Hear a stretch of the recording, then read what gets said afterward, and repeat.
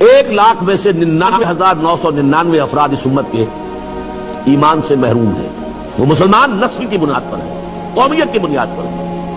مسلمانوں کا بیٹا مسلمانوں کا پوتا مسلمانوں کا پڑپوتا مسلمان. ریشیل کریڈ ہے، سنی ہوئی چیزیں ہیں. جیسے قرآن مجید میں کہا گیا انہی الا اسماء سمیتموها انتم وآباؤکم، جیسے لات عزیٰ منات وغیرہ نام رکھ لیے تھے لوگوں نے، ایسے کچھ نام ہے جو ہمیں ہمارے بچپن میں سکھا دیے گئے. اللہ، محمد، رسول، قرآن، جبریل، یہ نام ہم نے سیکھے. یقین کہاں ہے؟